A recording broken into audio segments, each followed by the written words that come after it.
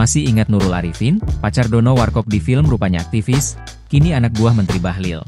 Masih ingat Nurul Arifin? Banyak yang mengenal Nurul Arifin sebagai tokoh politik kenamaan Indonesia kini. Tak banyak yang tahu, jika Nurul Arifin menapaki karir sebagai aktris sekaligus aktivis di era Orde Baru. Ya, nama Nurul Arifin melambung saat ia bermain bersama Warkop DKI. Dengan gaya rambut khas tahun 90-an, panjang dan ikal, Nurul Arifin tampil cantik saat bermain film bersama Warkop DKI. Judul film yang pernah dimainkan oleh Nurul Arifin diantaranya adalah Pencet Sana Pencet Sini, Maju Kena Mundur Kena, Mana Bisa Dong. Nurul Arifin seringkali berperan sebagai pacar Dono. Tak hanya melulu dengan Warkop DKI, Nurul Arifin juga bermain peran di beberapa film layar lebar seperti Istana Kecantikan dan Pacar Ketinggalan Kereta.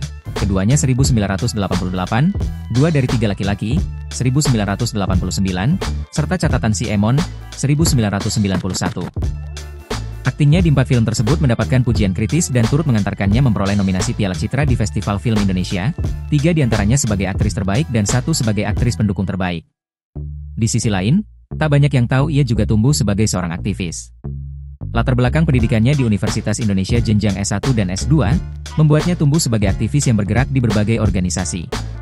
Dia pernah bergabung dengan Asosiasi Ilmuwan Politik Indonesia, 2005 hingga 2018, dan pernah menjabat sebagai Ketua Bidang Penerangan dan Informatika FKPPI, 2015 hingga 2020. Nurul Arifin juga sempat menjadi dosen ilmu politik Universitas Nasional, 2007 hingga 2009, anggota DPR RI, 2009-2014, staf khusus pimpinan DPR RI, 2014-2019, hingga anggota Komisi I DPR RI, 2019, sekarang.